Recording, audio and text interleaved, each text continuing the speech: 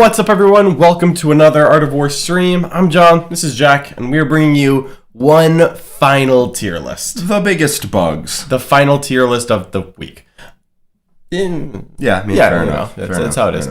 We are today talking about the Tyranid Heavy Support slots. If perhaps you're just watching this one and you missed the last four, well, don't even worry. Today's Friday, but the last 4 days we have recorded other tier lists ranking every single Tyranid slot. Forge World and Codex, we're ranking every single datasheet that Tyranids have access to. So, make sure you tune in to those past videos, and then enjoy this one. That's right. You can find out which bugs are tournament staples and which bugs need to be recycled for biomass. Indeed. Before we kick it off, though, I do want to make one quick little plug, and that is for the War Room Live. If you maybe enjoy our content, you would probably enjoy the Art of War War Room, and the only thing better than the Art of War War Room is seeing the War Room live in person. At some upcoming U.S. events, that's namely going to be the Dallas Open, Motor City Mayhem, and Salt City GT, the Art of War coaches are going to be there on the Thursday before, and they're just going to be coaching. We're just going to be doing the War Room, but live. Exactly. To you. Jack and Nick are going to be there in person, coaching our War Room Live members on how we play 40K. We're going to be going through advanced and beginner classes, teaching you everything you need to know about competitive 40K. All right. Well, let's kick it off. Looking forward to it. Let's do it. The biggest of bugs. The chonkiest. I'm going to assume here that there's an FAQ at some point, and the Forge World Heavy Support slots that we've included here are legal to play. Right. They don't have Hive Tendril. Awkwardly enough, Dallas ruled that you can't take Forge World units. Just period. You cannot take Forge World units at Tyranids. I'm like, okay, fascinating. I guess they're trying to put a lid on the nonsense that Tyranids get up to. But don't worry, they only need their book. Yeah, they only need their book for that. But just for this rating, we're assuming that everyone gets keywords that are, what you would expect them to be. And I'm sure they'll drop an FAQ in like 2 months. But until that point, you technically can't use Forge World units, but if you ask a reasonable person, they'll probably just say fine. Yes. All right, so let's kick it off with the Barbed Hierodule. This is an old favorite of mine. Barbie. The Barbie used to be really good in Crusher Stampede in the old book when it still had its current datasheet. I think a lot of the Forge World monsters have fallen out of favor from a stats perspective because you can pay about like $275 for 18 wounds at T8 2 up. And like that's like not bad. Like that is where those stats should be valued. Yeah, when you compare it to some of the other Tyranid monsters though, it looks a little overcosted. You can get a Tyrannofex with only 1 less wound on defense for a lot less points, like 100 less points. That is the glass half full way of looking at it. They're overcosted. I mean, I genuinely think they are overcosted without Crusher Stampede. They are. Without Crusher, you probably wouldn't see any Barbies, anything like that. I will say the aura of -1 to hit and psychic action for -1 strength is really good on Barbed Hierodules. Yeah. It does benefit all of the big monsters, but there's always the question of if you're going to take a Barbed Hierodule, why not take a Tyrannofex? And that is a hard question to answer because right now... It is. I know what I want. But rating it on its own merits, 275 with those upgrades, it is shockingly tough to kill. Yeah. It has a 2-up, right? It's the Scythe that has a 3-up? It's a 2-up, yeah. I still think that it is a flawed choice personally because its output is lacking and it lost a lot of the upgrades that allowed it to be better. Is its output lacking? What's the 12 shot, strength 8, AP 3, damage 2, ballistic skill 3, no rerolls, which is fine, but like that's not 200. You can't put it to a 2-up anymore. Yeah, you can't get it hitting on 2s anymore, and you can't get exploding 6s to hit for 1 turn for whatever that's worth. Yeah, but you can't give it the +1 damage anymore. So it lost the option for +1 damage, and it lost potential rerolls, and it lost +1 to hit. Yeah, I'd put it in flawed choice, for sure.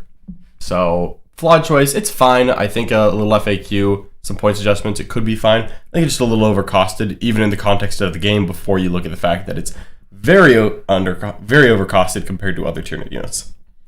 Next up, though, we've got something I've actually been playing a lot with, the Biovores. The Biovore's fine. It's, I mean, it doesn't do anything flashy. Not a single thing flashy. And it's not cheap. It does some mortal wounds.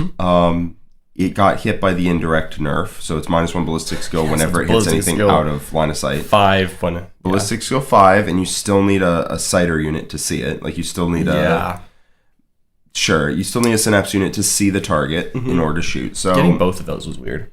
It is blast, D3 shots blast though, so you get a decent amount of shots downfield. Yeah, and every hit is just a mortal wound for the Biovore. I think the best thing about it is the fact that it can do an action at the start of the shooting phase, so after you move, and then it gets to just drop a Spore Mine. Mm-hmm. D3 piece. D3 Spore Mines per Biovore within 48 inches of you. I honestly like that better than the shooting because you get to impact movement. A clever player can pre-measure where your opponent can move, and they can place Spore Mines to inhibit that. Even though you can move over and through a Spore Mine, you can't end a move within an inch of it. Yep. So you can still roadblock large base models like Mortarion, even though he flies. You can move block a Dreadnought, etc. It's amazing at move blocking big, chunky models. It's great in the mirror, honestly. Yeah. Because other big bugs want to move forward, and you place it just less than 1 inch behind where the back of their base would have been if they moved their full distance, which means that they're blocked. So they want to move. They can't quite get over, so they're stuck going all the way back. They lose like a foot of distance. It's crazy. Yeah, you can really lose a lot of movement with clever Spore Mine placing. Yeah. So I like the Biovore. I think it's at a minimum strong on most lists. I don't think it does enough to be a tournament staple. It's kind of weakened to Eldar, who have hit modifiers to make it hit on 6s, and have a lot of fast, small base units that are harder to move block effectively. Yeah, they also have a lot of units that advance and then do things, which is very hard to move block. Yeah, because anything can just advance 6, and if you're like, I'm going to stop you from advancing 6, they're like, all right, I'll just roll a normal advance, and I'll just go where I'm going to go anyway. Yeah, I'm going to go 5. It's like, oh, okay, whatever. Yeah, so not as big of a deal there. I think I would put it in strong in most lists. I like it best as having just a unit of 1 or 2 as a backfield objective holder that contributes some very annoying action pieces downfield. Yeah, they don't do anything. No. Like, to be clear, they're like 90 points that like just drop some Spore Mines, sprinkle some Mortal Wounds over the course of the game, move blocks, big things. Like, they don't do anything flashy, but they're not expensive. So, yeah. Like, there is an interesting caveat on the datasheet that only one Biovore unit in your army can attempt to perform the action at a time. Interesting. So you never want a second unit of Biovores because the second unit can only shoot. It can't action. You can't take 9 and drop 18 Spore Mines a turn, Nope. Which might honestly have been a little too much. Probably a fair call. Yeah. If I'm being honest. That's probably a good call on their part. Yeah. So, yeah, I think that makes me only want like a unit of 1 or 2 at most and just call it a day. Yeah. But still, I think they're strong. I think unit of 2 is good because that's how many Spore Mines it takes to reliably move block people. Yeah. 1, if you roll the 1 on the number D3. on the D3, then you're not move blocking really much. Yeah, not much at all. All right. Next up, we have the classic Carnifex. So this is just the stock standard Carnifex. No Screamer Killer, none of that. Not yet. We'll be getting to those soon though. I love the Carnifex just in general. It got a 2-up save and -1 damage for a very modest points increase. Its weapons are a lot better. 2-up? What's that? You said 2-up? Yeah, it's a 2-up armor. They chunky. It's a 2-up armor, Super -1 chunky. damage. Yeah, very chunky. Scary. I think that the base Carnifex is the best one. I like it over the Screamer Killer and the Thornback. Yeah. I really like its 125 with heavy venom cannon, close combat weapons hitting on 3s, and it just rumbles downfield. It's hard to get rid of. It has a Ravager's worth of shooting, and then once it closes to combat with you, it will also kill you. Whereas the Screamer Killer is really only great once it hits combat, but it's really good when it hits combat. So yeah. No, I like the stock Carnifex the best. I think it is very good value, and I'm with you. The 120 point heavy venom cannon, scything talons, enhanced senses, love it. Really makes a box dreadnought look horrendous. Yeah, I'm willing to pay the 10 points for that enhanced senses to hit on 3s, but I mean, you could even argue for just a venom cannon and just put shots downfield and see what happens. Yep. But yeah, I'm willing to pay. I'm willing to pay 10 points for that. It's great in any Hive fleet that gives you like a reroll to hit every time you activate, or a reroll to wound every time you activate. Yeah, if you're a Leviathan or Gorgon and you want to keep those traits instead of going for something from the table, the Carnifex fits even better. I'm not sold on it as a tournament staple just because Tyranids have a lot of different ways to build their lists. The only if the Tyranid Codex was worse and the Carnifex was the same, I would just play Carnifex. They are good enough to take to a tournament, not a doubt in my mind. But I don't necessarily want that to be the direction I go, so I'm hovering between strong and most lists and tournament staples. I think we should put it in tournament staple. I think on its own merits, it's tournament staple. The fact it has to compete with truly busted units in the book is not something we should hold against it. That's probably fair. So yeah, I'm fine putting the Carnifex in tournament staples. It has a ton of options, both weapons, guns, war gear. So it's very customizable. You can build it to do almost anything. You can build it to be a shooting platform. You can build it to be a melee monster. You can make it cheap. You can make it even more durable. You can have a multitask. Carnifex is just a fantastic kit. So I'm very happy that I already own 5. Yeah, basically any way you want to kit it out is going to be good. Yeah, no, it's very difficult to make the Carnifex bad. I think if I took like Crushing Claws and Devours, and then I bought it like Chitin Thorns and I could make it inefficient. I guess. But that you can make it inefficient by the standard of the heavy venom cannon, like Monster Scything Talons one. Yeah, well, you can make a Carnifex very expensive. You can make them like 150, 160. Crazy. Yeah, but you're not going to. Carnifex, amazing. Yeah. Less amazing is the Stone Crusher Carnifex. Yes, that one did not get a profile update. Now, I'm going to assume that it will get a profile update to be at 2-up armor save -1 damage, because if it's not, it's straight to biomass. If you're paying more than a Carnifex for not a Carnifex, don't do that. What does a Stone Crusher Carnifex even do? It's like 4 attacks at damage 4, and I think they're damage 6 into vehicles. Sure. Strength a lot, AP a lot, hits on 4s. And that's it? Yeah, it can replace one of its claws with a flail. And the flail is like damage 1, make a sweep attack, so you get to make 8 attacks. Then it's like, I could pay 0 points to have a normal Carnifex make 9 attacks. I really think that's in biomass no matter what, my dude. If it doesn't do anything. The Crusher, the claws are nice, because I think they might also reroll wounds innately. And so if you send a Carnifex damage 3/5, that was it. Okay, so not 4/6. So damage 3 flat, 6 to vehicles. 4 attacks 5 at damage 3 is so bad. Yeah. No, it might be biomass anyway. Right now I'm believing in a biomass because it hasn't had a stat update. If it gets a 2-up save and -1 damage, we can bump it into flawed choice. Right now, maybe. It's more expensive than a Carnifex to rumble around with 4 attacks. Yeah, but a Carnifex is tournament staples. A worse Carnifex isn't immediately biomass. Don't worry, worse Carnifexes will still make strong, merciless, and perfectly balanced. We'll get there. Yeah. Next up, we have the Exocrine. Love the Exocrine. It didn't get as much of a stat boost as other monsters because it was already a T8 meat mountain. But it's T8 2-up armor. A thick boy. A thick boy. It's a T8 15 wound thick boy. And its plasma cannon got better asterisk. It no longer double shoots. Yeah, it now ignores cover. It's a 6-inch move. If it moves half its distance, it ignores all cover. Light and dense, which is cool. But for light, it's already AP 4, right? It's AP 4, yeah. Yeah, so light doesn't usually matter, although it can matter against Marines now. Yeah. Because you go to AP 3, functionally AP 2 if they're in cover. If they have a +1 to their save and they're in cover, like with a Terminator unit, you can start to bounce. So it does actually make a difference. I'm double checking because it is. Yeah, it is AP 4. Okay. But its strength 8 AP 4, 3 damage. It's D3 plus 6 shots, which is the weirdest blast profile I've ever seen. But it is blast. So it can't shoot into combat. But also because it's a minimum 3 shots, it doesn't get any benefit from shooting a small unit because it's it's minimum 6 to 10 shots. It doesn't get any benefit. Yeah. But it's always 9 against 11 or more, which I guess is something. That's something, yeah. D3 plus 6 is just the weirdest. The blast is almost certainly a downside on it, considering how anemic it is in combat. It's 3 attacks with... For something called powerful limbs... You would think, they're not that powerful. This guy's been skipping arm day. That's okay. He's got the large cannon on his back. The cannon's good. I don't like that it doesn't have access to any rerolls, but strength 8 AP 4 damage 3 is not a bad profile to be slinging around. It also hits on 3s even if it moves now. It used to be ballistic skill 4 +1 to hit stationary. Now it's just ballistic skill 3, which is a little simpler. The Exocrine is not bad. Ignoring cover helps. I don't think it's very good. I just don't think it puts out enough shots for me to really care. I mean, it's an average of 8 shots. Yeah, it's 170, so it's not, expensive. It's 50 points more than, a Venom Cannon Carnifex. You know what it reminds me of? It's tough. It's better than a Sicaran Omega. Yes. And it is less than a Sicaran Omega, but it's also tougher than a Sicaran Omega. And you don't have to spend a command point on it. It's not bad. That's, actually good, though.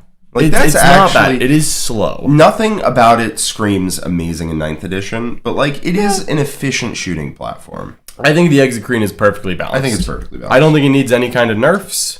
I could take it on the list. You honestly could. Yeah, it wouldn't be bad if the meta swings even harder into Terminators. If Salamander Terminators become all the rage, I honestly may want strength 8 AP 4 damage flat 3. Honestly, What's the Hive fleet that gets a reroll to hit every time you shoot? Leviathan. Weird. That seems pretty good. I might rather be Gorgon for rerolling a wound. But Salamanders. Salamanders, you don't get to reroll a wound. Fair enough. If Salamanders take over the metagame, Leviathan, and Leviathan shooting, and you go bonk bonk. Yeah. And yeah, you can give it a 1 CP exploding 6 strat. I don't like that because it takes it from an average of like 5 hits to an average of 5.8 hits, which Sure. Yeah, I'm not spending a CP on that. No. It's fine. If you need it to connect and hurt, then like sure you can spend the CP. But yeah, it seems fine. I mean, if you want to make a Tyranid gun line, which Tyranids can do. They can do that. You can take like double Exocrine, like a bunch of Carnifexes with heavy venom cannons, like Harpies.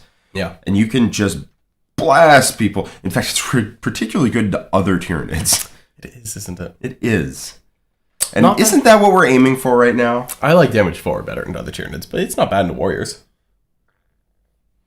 It's kind of hilariously bad into Raveners. It is super, super bad into Raveners, I agree. It's not even that bad.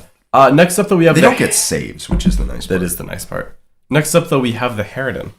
The Harridan. Harridan. Harridan, as he's been termed. This guy is thick. He's 700 points of awesome. He flies, he punches, he stabs. Can't be deployed on Dawn of War. He can't be deployed on Dawn of War. Unless you angle the wings way up. If you model for advantage, you can deploy him on Dawn of War, but otherwise... Yeah. No, he's fine. Again, this was another thing that was great in Crusher, where it got a built-in invuln and a -1 damage. However, it doesn't have an inherent invuln. Ekio points out that whatever you shoot at, warriors can get -1 damage if you shoot at warriors. Exocrine's fine. It's aggressively fine. Yeah. So the Harridan lost its -1 damage and invuln. It also can no longer buy Adeptive Physiologies because they went to non-Titanic. So it's not going to get any of the upgrades. It's not going to get anything fancy. Catalyst got worse in a small way in that it no longer works on Titanic as well. It's now a 6-up Feel No Pain for Titanic and a 5-up for non-Titanic. So the Harridan definitely dropped in stonks. It stonks. Currently an all-time low. All-time low on the Harridan. No, it's still better than Spasmin Wall. But it's 700 points for a big, thick Distraction Carnifex. I don't know if you really want that, because it lost a bunch of durability, and that's the key thing. Yeah, like it absolutely can die now. Yes, before... It really couldn't. Like, but no, if your opponents didn't really have the shooting to pick it up, and they're like, well, I hit hard in combat, it's like, dude, I don't care. Yeah, if someone's idea of anti-tank was, I'm going to take a couple of Cognis las cannons just to make sure, they weren't going to ever get there. No, let's shoot once, don't kill it, and die. The Harridan would just be like, all right, you got to shoot your one time, that's cool, dead, dead, dead. Yeah, you can boost the guns on the Harridan. No, you can't. You can boost the guns on the Harridan to get +1 to wound. You cannot boost it to get +1 damage anymore as well. Do that? The +1 to wound? The +1 to wound is built into the datasheet. Oh, got it. It takes D3 mortals and in exchange. Sure, for whatever, yeah. Take D3 mortals and then it gets +1 to wound. It's cute. I mean, it's still pretty good. At 700 points, though, and crucially, you cannot deploy it in Dawn of War, which means if you are on Dawn of War, you cannot use it turn 1. You can deploy it, but it can't do anything turn 1, which means your opponent gets 2 turns of wailing on 700 points of your army with 0 input from you. That is true. Yes, James, you can give it a 4-up invuln from Zoanthropes. I believe, and yes, you can Hive Nexus it if it's Leviathan, but that is a lot of work to put into the Harridan. Now it's 850 points because you have to include Zoanthropes. And have a Psyker cast on every turn. And have a Psyker, so... Well, the Zoanthropes are the Psyker. Zoanthropes would be it. It's still fine, but like, let's just be clear here. This isn't going to be winning tournaments anytime soon. It's just doing its thing. No, it has to get through a lot of hurdles to win a tournament.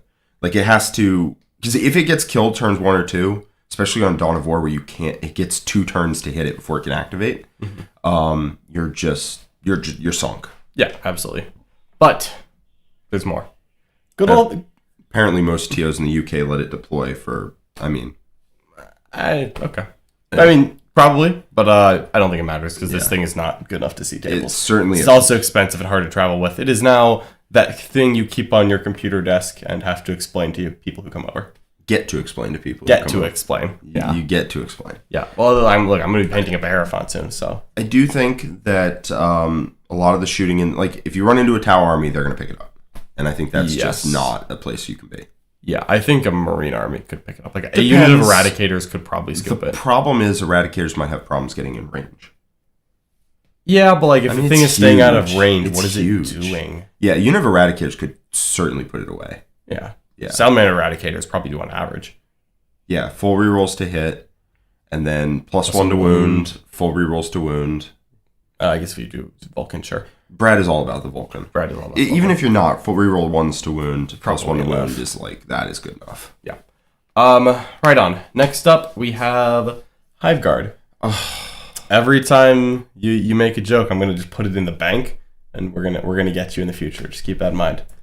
I am so happy Hive Guard are dead! Yep. They're dead and gone! I still might take them just to style on No, Jack. because they don't do what they did before. They don't do what they did Every before. time you go like, oh, I guess I can't shoot anything because I can't see anything with Synapse units, or you go, oh, the Impaler Can's only 24-inch range, so I guess I can't shoot anything, I will feel so much better. So don't even bring them, because if you bring them, it's going to make me feel good. I will, because my Synapse creatures see everything. That's what the Parasite and the Flyer are for. Sure. 24-inch range, baby. 24-inch range. You know what my favorite part of them is that you ignore ballistic skill modifiers. Sure. Still hit on I still get +1 to my armor save. That is true. And are they AP2? Yes. So Armor of Contempt, I go, cool. Yep.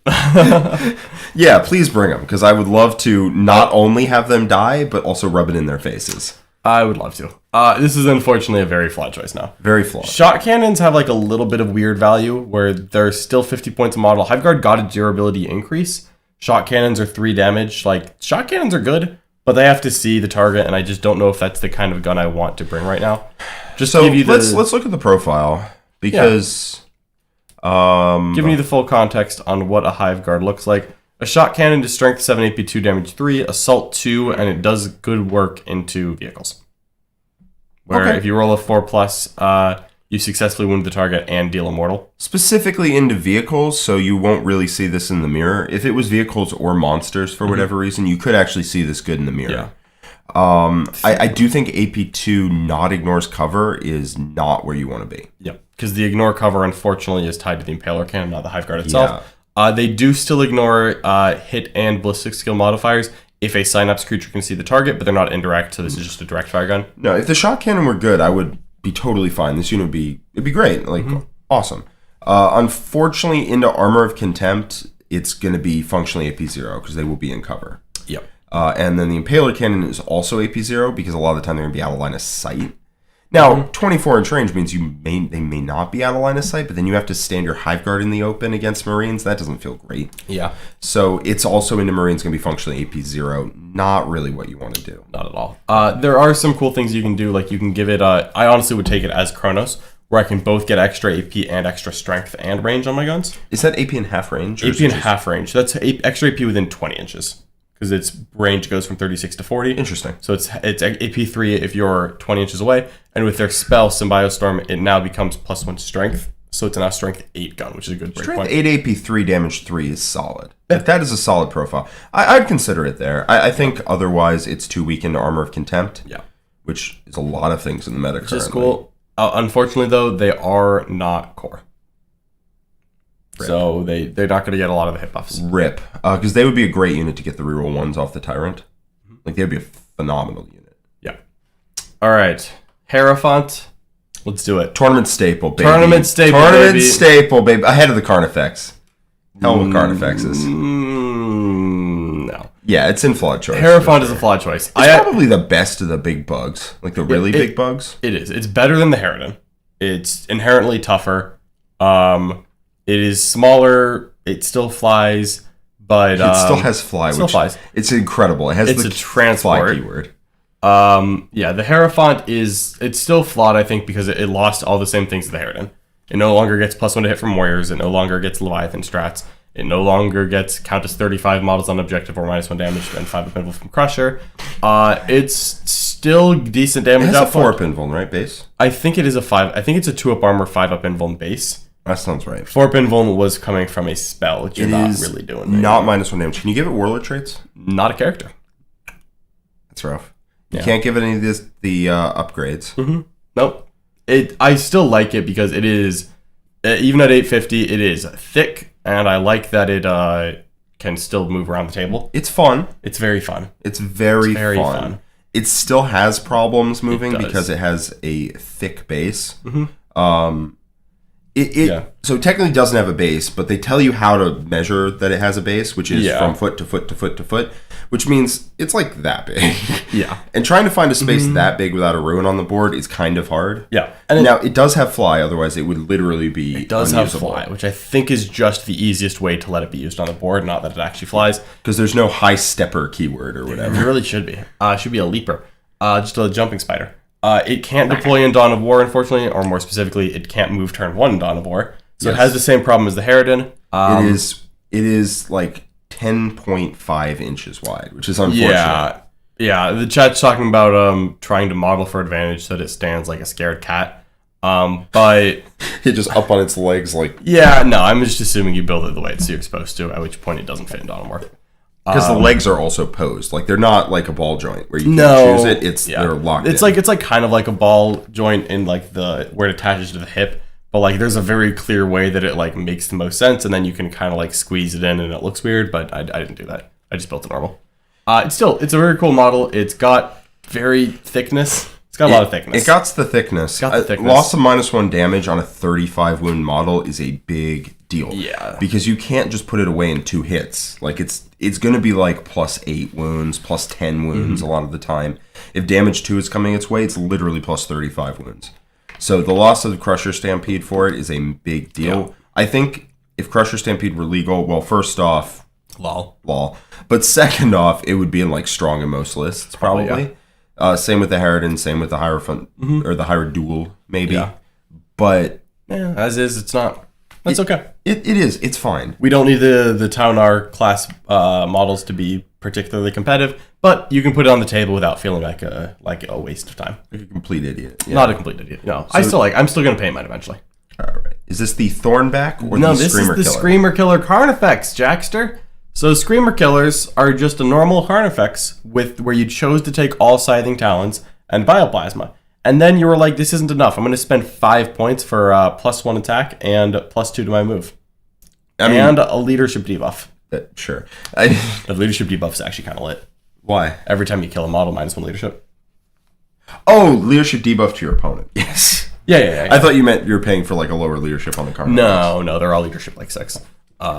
No, Screamer Killers are dope. Screamer Killers are dope. I think they're a little worse than the regular Carnifex, because the regular Carnifex has like actual shooting, whereas the Screamer Killer has like a gesture towards shooting, like it can pretend it can shoot. I mean, it's AP4. Yeah, but it's also D6 shots hitting on 4s. Look, I killed quite a few Necron warriors with that. The best target. Sure. I can steal candy from school kids too, John. There you go. No, the Screamer Killer. Don't find me bragging about it. I honestly think I would put it at like the top of strong in most lists. Some people like to spam them because they're faster, and it's just cheap, fast, go punch them. Yeah. And a lot of people like playing that playstyle. How many points is it? 115. Not bad. It's very comparable to the regular Carnifex. Yeah. I think if you're going to spam them, I think regular Carnifex just puts enough heavy venom cannon shots down range that I just like, as it's moving up the board, it's also killing your opponent, where the Screamer Killer is tanking hits until it gets in close. But the Screamer Killer also gets to go faster because its gun is assault, not heavy, and it moves 2 inches faster, so it's going an extra 2 plus D6 downfield. If you're just applying pressure, Screamer Killers are better. But I agree, the normal stock Carnifex, probably better overall. Yep. I mean, I think they're both really good. Yeah, absolutely. Happy with the Screamer Killer. It's awesome, but it's similar to the Carnifex in a roll. It's just more punchy. More punchy, less shooty. But honestly, regular one kind of punches hard enough. I think it does. Yeah. All right. We have the Scythe Hierodule. Scythe boy. Take a Barbed Hierodule.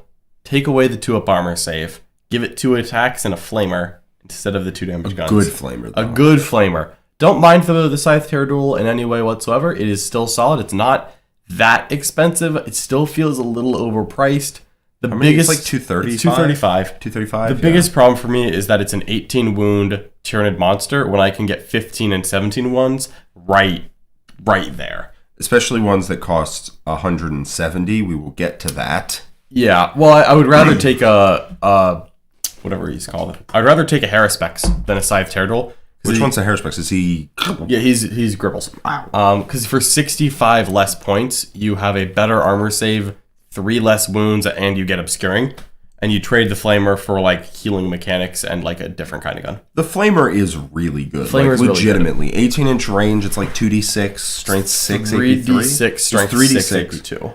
It's 3d6, strength 6, AP2, 1 damage. Like, that slaps hard. And also, as the chat is commenting, it is because it's so much bigger than the Codex monsters without being much better in stats. Yes. It's hard to move. I do agree that it's not as good as, say, the Tyrannofex that's coming up. Yeah. I think it's the best out of the biggest bugs.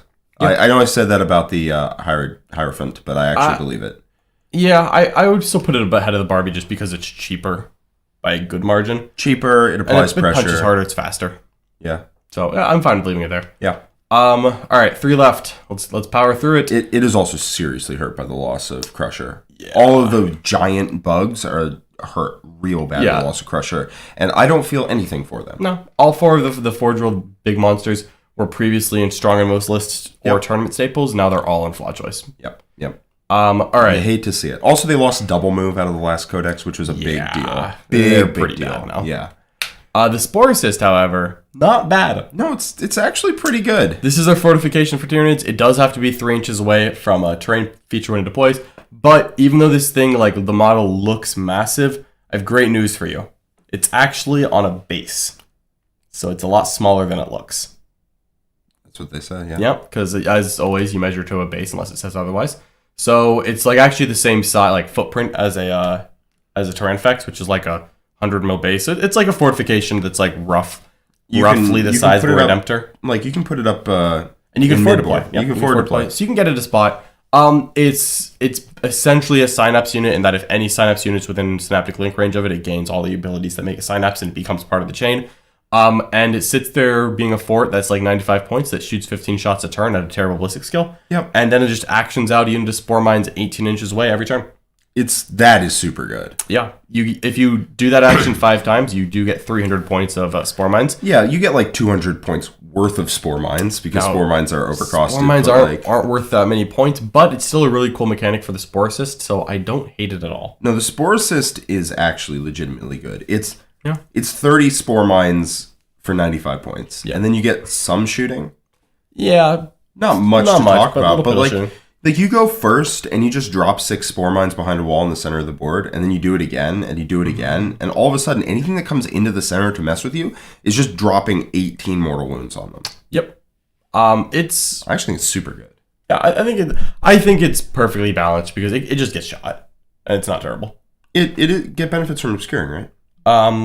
I don't remember if fortifications benefit from obscuring. If it doesn't, that would drop it down a little bit. But the thing is, if you deploy it somewhat forward, because the model itself is extremely large, like the model itself is like this wide apart. Even if the base is this big, the model's like this big. So it's very easy to get an angle on. Yeah, that might be a GW terrain sort of thing, where you deploy it all the way in the back and then 18 inches to the center pieces of terrain, and you just drop 6 spore mines behind the center. It doesn't fit behind the GW terrain pieces, because it has to be 3 inches away from them. And it can't hang over the edge. This is the usable in theory model. In practice, just like the Hands Across America guy. Exactly. I actually think it's more usable than a talk screen. I would go perfectly balanced. It's cool for its points. It is difficult to use. There are some tables where it's better than others. But it's also inexplicably a lot less tough than a Tyrannocyte. Yeah. It's like 10 wounds. Yeah, I think if you can actually deploy this thing and keep it safe from shooting, it's pretty super good. Yeah. Yeah. But that might be harder than you think. As you see, I thought it was like more usable, and John's like, well, actually it's like this wide. Yeah, like, I actually can't deploy on a lot of maps, and it's just like yeah, I would love to build 1 or 2 just to have them, but well, that's a long term goal. 2 of those things? Just pooping out 12 spore mines a turn? If you've got room for 1, you got room for 2, right? Oh my god, yeah, that would actually be super annoying. Can you imagine 3 of them, 18 spore mines filling the center of the board every turn? I would take the 3-man Biovore at that point. You take the 3-man Biovore, and anything that comes to the center is just like, yeah, I take 25 mortal wounds every turn. Welcome to the minefield. We have fun in games. And that package is only like 400 points. Yeah, it's really not bad. Super good. Tyrannofex. Super good. Speaking of things that are super good, Tyrannofex is very good. He's T8, 2-up armor save, 17 wounds. Just the right number. Which is just the right number. They understood the assignment. Yeah, 17 wounds feels like it's the best. It'd be a heavy nerf if it got +1 wound. Yep, I don't want that. Like a serious nerf. Yeah, 17 wounds on a toughness 8 2-up armor save idiot. Mm-hmm. In Malice Scepter, -1 incoming strength. In Venom Thrope, -1 to hit and shooting is a bear to kill. Yeah, it's great. It has 3 different gun options, all of which are very respectable. Yes. So far, I've tested the acid spray, which is the weird flamer, and I found it to be excellent. Yeah, the acid spray is great. D6 +6 shots, auto hitting. Not blast. Not blast. Fire into combat. Strength 6, AP 3, damage 2. Even with Armor Contempt, it's still a good profile. Which, it's good that it can shoot into combat, because it also has the misnamed powerful limbs. Yeah. From the Exocrine. +1 attack compared to an Exocrine, so it's theoretically more powerful. And it also doesn't care if it degrades, because it auto hits with the acid spray. Yeah. Big fan of the acid spray. There. Ballistic Seal 3. It also has 8 shots from the top gun. The Stinger Salvos. I just love this thing in general. You can buy a Flesh Boar Hive for 30 shots at Strength 5, AP 1, Damage 1. If you want to spend 2 command points, you can make that 30-inch range, Strength 6, but I still don't really love 30 shots and no rerolls. I like that it's 38 shots with the Stinger Salvo and the Flesh Boar Hive. It does sound cool. It will do startlingly little. Because into Marines in cover, they're getting 2-ups. Even the 3-up armor guys are getting 2-ups. Which, I mean, rating this guy with Armor of Contempt, it was not balanced against Armor of Contempt. Yeah. Seems a little unfair, but, you know, that's tough. That's life. You know? Fair. Whereas the acid spray, hot. Acid spray is hot. I also love how once it gets down to like 3 wounds, it's like, yeah, I'm just still acid spraying you at full effectiveness. Mm-hmm. Yeah, the Tyrannofex with acid spray is amazing. I think it's a strong in most lists. That's the thing is, I don't think it's a tournament staple, but I actually like it better than the Carnifex. It's only like 50 points. I think it might be a tournament staple. Tournament staple? I think it could be. We haven't really talked about the Rupture Cannon. Yeah, the Rupture Cannon has the hottest stats. It's 3 shots, strength 14, AP 4, damage D6 +4. 48-inch range. 48-inch range. Deeply unreliable shooting. Extremely. No inherent rerolls. You can Hive Fleet it into either Leviathan or whatever. In Leviathan, the Rupture Cannon does get better, but you're locking yourself out of your adaptive trait. Because if you take this, I'm sorry, you have to have a reroll with it. Yeah, you really want one. Yeah. So, but, you know. Otherwise, I mean, like, it's 3 shots with no rerolls. Like, you roll those, you roll 2 1s and 2s, that just happens a lot of the time, and all of a sudden, and they bounce one on an invul, and all of a sudden, you're 190 point. I think it costs points to take. It does. I think it puts them up to 200. Clean 200. Whereas an acid spray is 170? 175 for an acid spray. 175? That thing is criminally underpriced with an acid spray. Yeah, I'm double checking it. The Tyrannofex, I apologize, he's 190 with the Rupture Cannon. 175 with the acid spray, 170 with Flesh Boar Hive. The Rupture Cannon is super unreliable. Yeah. No rerolls unless you take your adaptive trait to do that. In Leviathan, no rerolls unless you do that. And it's super vulnerable to just invulns. Your opponent has a 4-up invuln, they burn a reroll, you did 0 damage. Yeah. Even that, your 190 point guy should probably be doing more than... Well, I mean, 1 gets through and it's an average of 7.5 damage. Like, that's a lot, but... You need to get 2 through to kill a vehicle, and you probably won't. Yeah, you're going to take the acid spray. It's the most reliable gun, and you want reliability on this kind of unit because it is expensive. It's worth it because it is thick as a brick, but you want the output to be more consistent, and that's the best way to do it is the acid spray. That's not to say the Rupture Cannon isn't decent. Like, the Rupture Cannon will pop vehicles at range. I'm not tempted by it for Meadow, but I can see the appeal. The acid spray is scary. I've been on the receiving end of that, and having 2 of those Tyrannofexes with acid sprays rushing you down, just shooting, and like, I left 1 alive at 1 wound, and guess what? Did not care. Full effect. All right, last one to cover here is the Screamer, the Thornback. I apologize, I missed it. There's the Thornback. Good old Thornback. It's like a slower Carnifex that ignores light cover. And can't take heavy venom cannons. It's the shooting one. The one that can't take heavy venom cannons. Yeah, it's the same defense. It's the same thing. It's got a weird combination of like a little bit of wanting to punch, where it comes with it's basically paying for the Chitin Thorns, which is +1 AP in combat. So that's fine. It's like you take a Death Spitter Carnifex because it comes with Death Spitters. It comes with Devourers. It comes with the Devourers and can replace them with Death Spitters. You're going to because Devourers are kind of garbage now. They're the same as before, but you just don't want them. Yeah, it's their AP 0, which is like really owning the fact that a lot of AP 1 sucks in Armor of Contempt, but I don't love it because it doesn't ignore cover. I still like the longer range of Death Spitters and the Strength 7 AP 3 instead of AP Dash. I don't love... You get 2 of those. I don't love the fact it's 6 shots at Strength 7 AP 3. Like, that feels so much like the Screamer Killer shooting. Yeah. And if that's the shooting... If it's that comparable, I want 11 attacks, my dude. Yeah. I want them. Unfortunately, a Thornback is 115, so it's 15 points more than a Carnifex. And if you take Enhanced Senses, it's more expensive than a Carnifex with... Enhanced Senses and a Venom Cannon. Yeah, which is just not and that's before you even pay for the Stranglethorn Cannon. And you probably do pay for the Stranglethorn Cannon, so it's going to be 135, and that just... It doesn't feel great, honestly. I mean, it's bad in combat. Yeah, you can give it 2 Cycling Talons, so it can be the same as a normal one, but it's slower because it moves 6. Yeah, I don't love that. No. And its shooting is 0, nothing to write home about. Yeah. It's not 0, but it's you're definitely not writing home about it. I think it ends up in perfectly balanced. I think so. Because it is still a Carnifex, but it is drastically the worst Carnifex. Like, if that was all Carnifexes, it would still be fine. Yeah, I think it's a fine choice. But you're comparing it to either ending worlds in combat or hits hard in combat and also hits hard in shooting. Yeah. So. And also moves faster. Yeah. Bleh. I think the tier list ended up looking a little bottom heavy, but I think that's just because the Forge World bugs were not really written with the current book in mind, and they suffer accordingly. Yeah, if you take the Forge World bugs out, you end up with 2 in Tournament Staples, 2 in Strong Most List, 3 in Perfectly Balanced, 1 in Flawed Choice, 0 in Biomass. Yeah, that's a perfectly good. Yeah, it's perfectly fine. Mm-hmm. Yeah, I think Tyranid Heavies are still strong. We've got, I think we have 4 real choices with the Exocrine Gallopy and a Fringe pick. I think so. Yeah. You can include it. It's got good stats. Yeah, there's no problem with including it. I don't personally rate it, but it's fine. Probably fairly costed, or maybe like 5 points under costed, but yeah. I think that's right about where we're at. Yeah. Still good. love just about every slot for Tyranids, honestly. They made all of them have viable options, which I'm super happy with.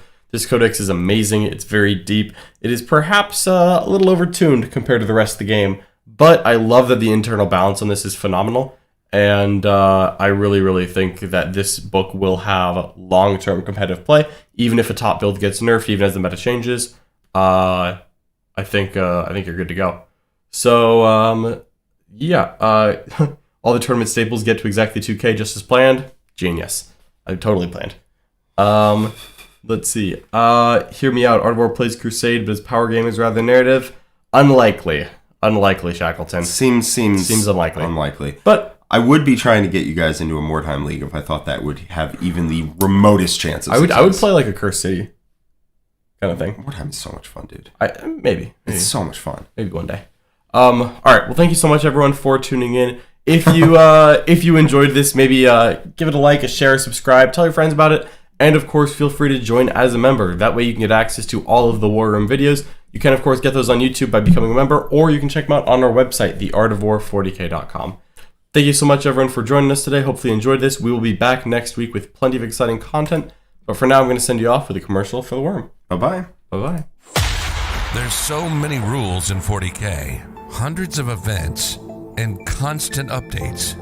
Skip the learning curve of Warhammer and join the pros. Art of War is led by multiple world champions with decades of success. We teach clinics, stream games, and inspire you to succeed at your favorite hobby. Join our global community of gamers just like you.